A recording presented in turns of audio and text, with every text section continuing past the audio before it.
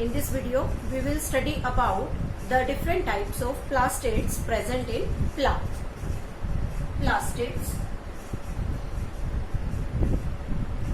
जब हम प्लास्टिड के बारे में डिस्कस करते हैं तो प्लास्टिड एक ऐसी सेल ऑर्गेनेली है जो सिर्फ प्लांट्स में और कुछ प्रोटिस्ट के अंदर प्रेजेंट होती है. Means this plastid is not found in animal cell. Animal cell में प्लास्टिड नहीं होता. तो this plastid present in all plants and some euglenoids.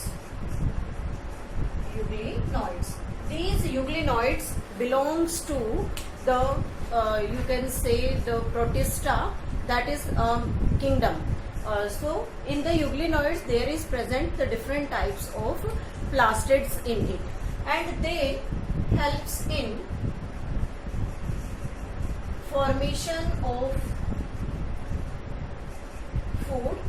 Means, as you know about the photosynthesis, the photosynthetic activity always takes place in these different types of plastid, or you can say in the chloroplast. So they helps in the preparation of food, as well as we can say that they imparts color to the plant.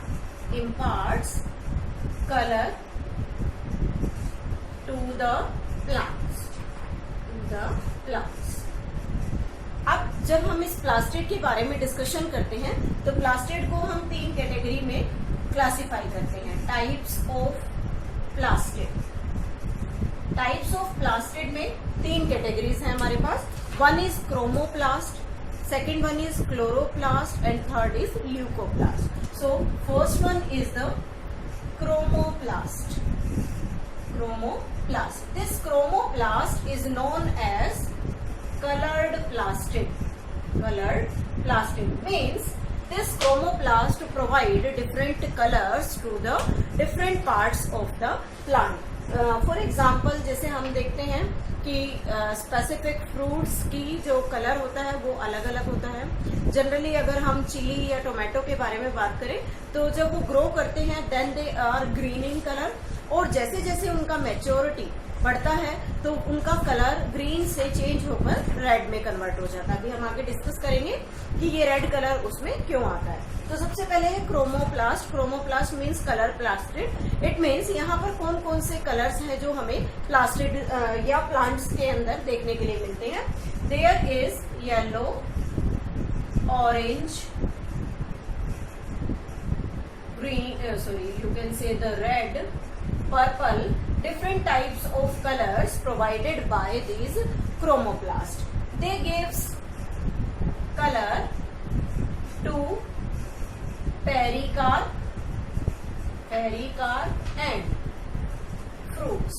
Oh, sorry, you can say the petals. Pericarp क्या है? हम जब fruit के बारे में discuss करते हैं, जैसे हमने मॉर्फोलॉजी में भी पढ़ा है कि जो फ्रूट्स हैं उन फ्रूट्स की आउटर कवरिंग को क्या कहते हैं, पेरिकार्प कहते हैं. और डिफरेंट फ्रूट्स में डिफरेंट कलर की कवरिंग्स प्रेजेंट होती हैं. जैसे हम देखते हैं एप्पल में रेड कलर की है, ऑरेंज में ऑरेंज कलर, मौसमी है उसके अंदर ग्रीन कलर है. उसके अलावा अलग अलग डिफरेंट फ्रूट्स को अगर हम कंसीडर करें तो सभी की जो कवरिंग होती है वो अलग अलग है. तो जहां पर भी हम कलर्ड पेरिकार्प के बारे में बात करते हैं that colour is provided by the chromoplast. तो वो क्रोमोप्लास्ट वो कलर प्रोवाइड करता है. सेकेंड थिंग, पेटल्स की बात करें तो पेटल्स हमने पहले भी पढ़ा है कि जो फ्लावर का कलर्ड लीव्स होते हैं या कलर्ड यू कैन से बर्ल होती है फ्लावर में, उसे हम क्या कहते हैं, पेटल्स कहते हैं. जनरली जैसे हमने रोजेज में डिफरेंट कलर्स देखे हैं, पिंक, रेड, उसके अलावा व्हाइट है, ऑरेंज है, लाइट पिंक है. तो ये डिफरेंट कलर्स जो होते हैं, मैरीगोल्ड में हम देखते हैं सनसेट येलो है, ऑरेंज है. ये डिफरेंट फ्लावर्स के जो कलर्स होते हैं, सभी कलर्स जो हैं वो कौन प्रोवाइड करता है, क्रोमोप्लास्ट प्रोवाइड करता है. नेक्स्ट थिंग आती है यहाँ पर, हम जो रेड कलर देखते हैं, red colour in chillies and in tomato. जो रेड कलर है चिलीज और टमाटो में, ये कलर किसकी वजह से होता है, that is present due to the lycopene. Of the chromoplast. जो लाइकोपीन जो पिगमेंट है, that lycopene provides red colour to the chillies and tomato. जब चिलीज को ग्रो किया जाता है, फ्रूट जैसे ही ग्रो करना स्टार्ट करता है, they are green in color. After that they become mature and modified into the different color, that is the red. तो वहां पर जो रेड कलर क्लोरोप्लास्ट से चेंज होकर जो क्रोमोप्लास्ट डेवलप हुआ, उसमें जो लाइकोपीन पिगमेंट है, that provides the colour to the chillies and the tomato. Next feature आता है इसमें anthocyanin. Anthocyanin gives, you can say, purple or blue color. Anthocyanin purple and blue colour provide करता है किसी भी पेटल को, या हम बात करें किसी भी पेरिकार्प मीन्स फ्रूट की आउटर कवरिंग को। And anthochlor provides yellow to red colour. Anthochlor जो है वो येलो, या फिर हम ये बात कहें कि येलो से हल्का सा शेड रेडिश कलर में प्रोवाइड करता है। Generally anthochlor yellow colour provide करता है। So this is all about the chromoplast. Next one is the we study here, that is the chloroplast.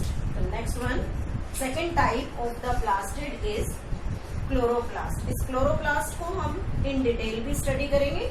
यहाँ पर हम सिर्फ फ्यू लाइंस इसके बारे में पढ़ रहे हैं। Chloroplast is the green plastid means जब हम क्रोमोप्लास्ट के बारे में बात करते हैं तो यहाँ पर कलर्ड प्लास्टिड है, बट एक्सेप्ट ग्रीन, इसमें कोई भी ग्रीन कलर का प्लास्टिड प्रेजेंट नहीं होता। तो ग्रीन कलर के लिए यहाँ एक स्पेशल प्लास्टिड है जिसे हम क्या कहते हैं, क्लोरोप्लास्ट कहते हैं। And these green plastids present in all green plants में प्रेजेंट होता है। नेक्स्ट, ये ग्रीन कलर यहाँ पर किस पिगमेंट की वजह से है? So there is present the high amount of chlorophyll in it.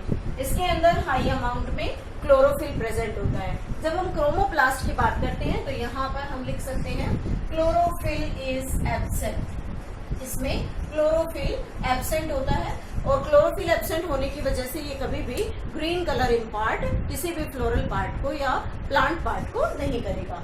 तो क्लोरोप्लास्ट में ग्रीन प्लास्टिड है जो ग्रीन प्लांट्स में प्रेजेंट है। क्लोरोफिल इसके अंदर प्रेजेंट होता है। क्लोरोफिल की डिफरेंट कैटेगरीज हैं, जैसे हम बात करें तो chlorophyll A, B, C, D, E, उसके अलावा bacteriochlorophyll, bacterioviridin, different types of chlorophylls are there. And this chloroplast helps in photosynthesis.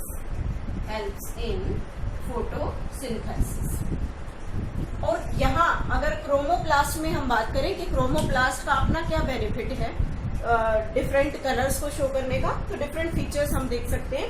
जैसे जब हम पेटल्स की बात करते हैं तो अगर फ्लावर्स की पेटल्स कलर्ड होंगी तो क्या करेंगे, दे हेल्प्स इन अट्रैक्टिंग पोलिनेटर्स को अट्रैक्ट करने का काम करेगी। सेकेंड थिंग हम बात कर सकते हैं पेरिकार्प के बारे में। तो अगर फ्रूट वॉल कवर्ड है तो वो एनिमल्स को अपनी तरफ अट्रैक्ट करती है, और एनिमल्स का उसकी तरफ अट्रैक्शन होने की वजह से रिजल्ट क्या होगा कि it helps in the seed dispersion. So this is all about the two different types of the plastid, that is the chromoplast and the chloroplast. Now next, third type of the plastid is leucoplast. Leucoplast is the colorless plastid. It is colorless plastid. And this colorless plastid is of various shapes and size. It helps in storage of nutrients. तो हम ये कह सकते हैं कि जब chloroplast photosynthetic activities में help करता है तो उन फोटोसिंथेटिक एक्टिविटीज में जो भी फूड प्रोडक्ट, जो फूड स्टफ बनता है, उस फूड स्टफ को स्टोर करने का काम बेसिकली यहाँ पर थर्ड टाइप का प्लास्टिड करेगा, that is known as the leucoplast. Leucoplast colourless है, वेरियस शेप्स वेरियस साइज में अवेलेबल होता है प्लांट्स के अंदर। तो ये किस किस टाइप के pigment we can say that different types के फूड मटेरियल को अपने अंदर स्टोर करता है। तो इसमें 3 कैटेगरीज आती है। फर्स्ट आता है amyloplast, second we can say elaioplast, and third category is aleuroplast, and this aleuroplast is also known as the proteoplast. Means there are 3 different types of storage sites in the plant where the different parts of the, or you can say the different synthesized food material stored in the plant. This amyloplast store carbohydrates, and these carbohydrates as we can see them for example in potato, in banana, हम उसे देखते हैं कि उसका कोई भी colour नहीं होता, स्लाइट येलो या व्हाइटिश हम कह सकते हैं। तो वो जो कलर है वो किसकी वजह से है? अमाइलोप्लास्ट की वजह से, जो क्या करता है कार्बोहाइड्रेट को अपने अंदर स्टोर करता है। तो इसमें हम एग्जांपल ले सकते हैं पोटैटो का, पोटैटो। नेक्स्ट कैटेगरी हम लेते हैं इलायोप्लास्ट की। इलायोप्लास्ट क्या है? इलायोप्लास्ट स्टोर फैट और यू कैन से लिपिड्स और फैट्स को स्टोर करने में हेल्प करता है। मीन्स किसी भी प्लांट में जो भी ऑयल यील्डिंग क्रॉप्स होती हैं, all the oil yielding crops provides और you can say provide us to us the fat as well as the lipids. तो जो फैट और लिपिड है, जो भी you can say oil yielding plants होते हैं, उनसे जो हमें मिलता है वो कहाँ स्टोर होता है? इलायोप्लास्ट के अंदर। And the third category that is the aleuroplast और you can say it the proteoplast which helps in storing of protein को स्टोर करने में हेल्प करता है। और प्रोटीन जनरली हम पल्सेस की बात करते हैं लेग्यूम्स में, तो जितने भी लेग्यूम्स हैं उनके अंदर जो स्टोरेज होगा वो सारा कहाँ पर होता है? एल्यूरोप्लास्ट में। सो this is all about the different types of the plastid. Next one is the structure of the chloro. Next आता है क्लोरोप्लास्ट का स्ट्रक्चर, यानी कि अब हम डिटेल्स में स्टडी करते हैं अबाउट द क्लोरोप्लास्ट। तो सबसे पहले क्लोरोप्लास्ट का नंबर, साइज या शेप को लेकर बात करते हैं। Number, size and shape. अगर हम क्लोरोप्लास्ट के नंबर की बात करें तो it vary from cell to cell और you can say different organism.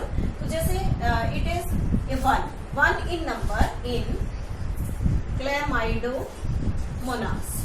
Chlamydomonas के अंदर सिर्फ एक सिंगल क्लोरोप्लास्ट प्रेजेंट होता है and its number vary up to 20 to 40 in plant cell. एक प्लांट सेल में अप्रोक्सीमेटली 20 से 40 तक क्लोरोप्लास्ट हो सकते हैं। अब यहाँ जो 20 to 40 क्लोरोप्लास्ट है, इसमें अगर हम बात करें तो majority of chloroplast present in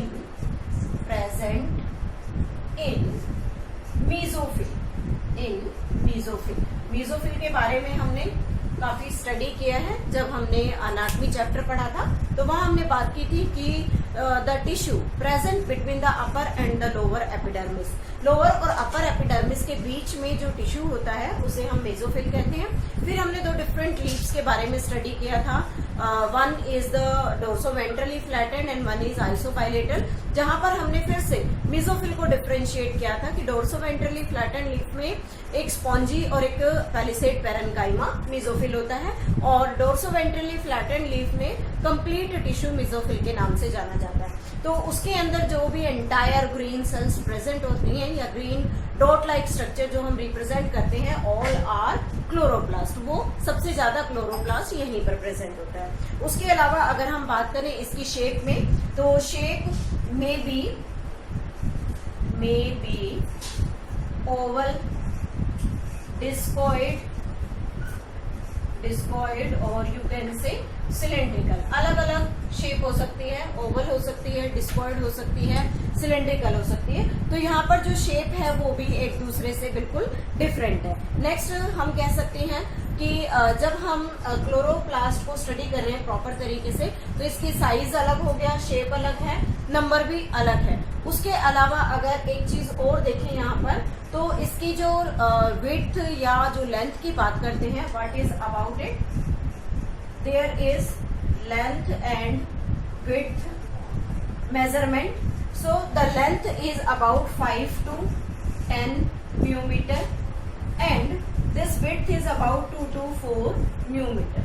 So this is about the morphology, means किस टाइप से क्लोरोप्लास्ट जो है वो अलग अलग स्ट्रक्चर्स में, या ये कहें कि अलग अलग उसमें डायमेंशंस होती है, डिफरेंट शेप्स हैं, different we can say the size and different numbers are present in it. Now the next is the structure of chloroplast.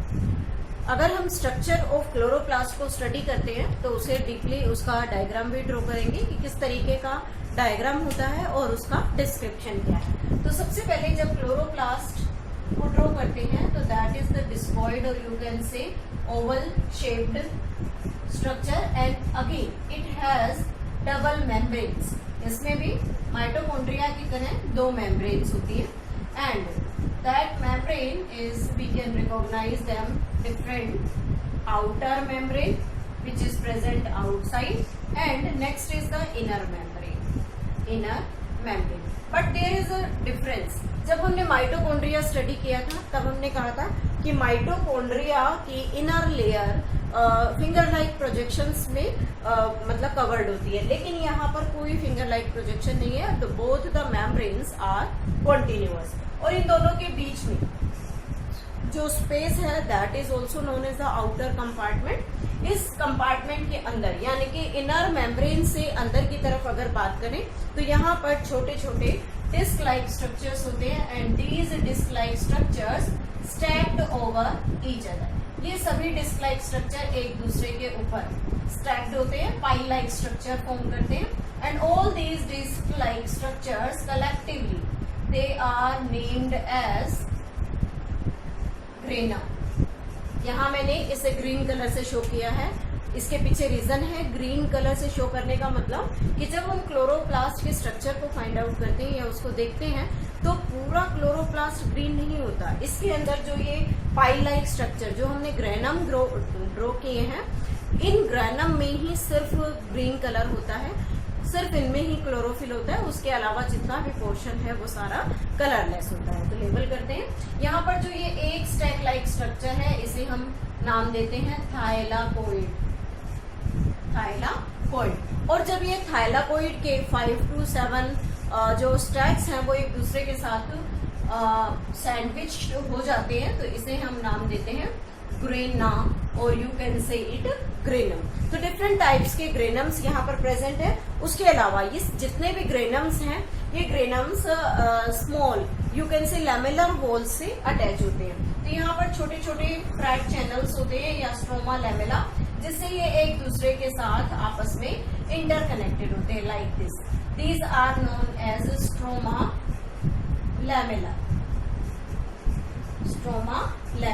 तो ये स्ट्रोमा लैमेला क्या करता है, इन ग्रेनम्स को आपस में कनेक्ट करता है। उसके अलावा जो पोर्शन यहाँ पर जो इस ग्रेनम के अलावा बच गया, all this part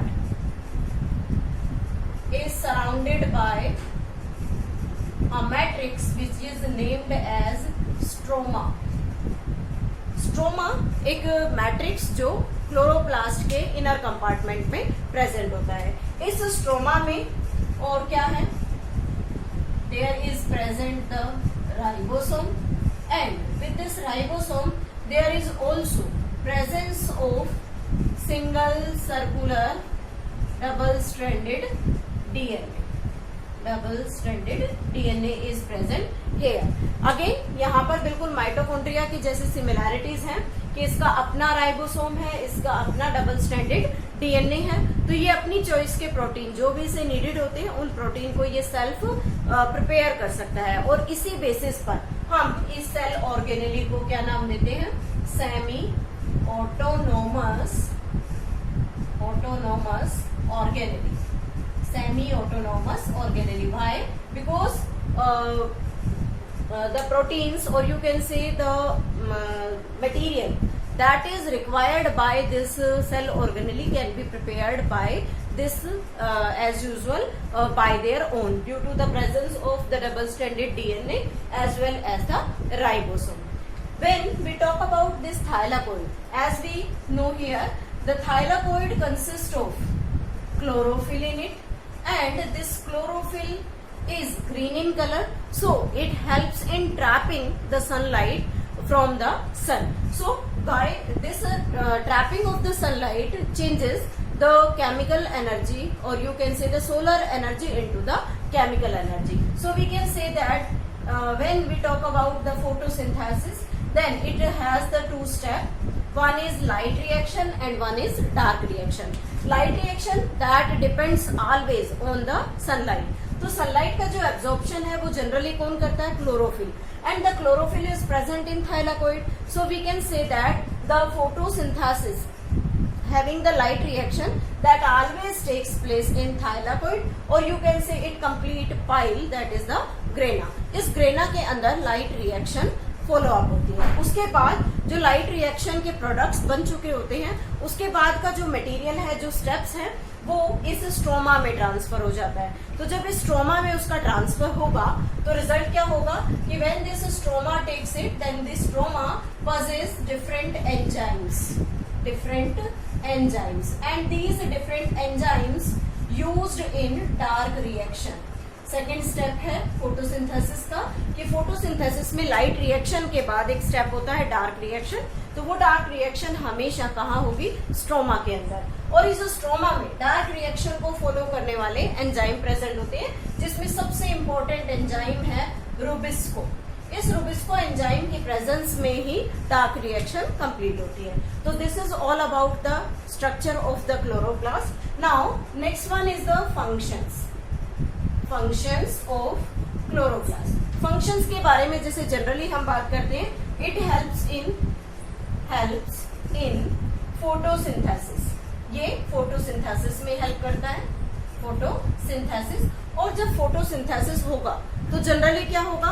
it helps in balancing oxygen and carbon dioxide in the environment. Helps in balancing carbon dioxide, CO2 and O2 in environment. Environment में कार्बन डाइऑक्साइड और ऑक्सीजन को बैलेंस करने का काम करता है. So this is all about the structure of the chloroplast as well as their function. In the next video we will study about the next cell organelle.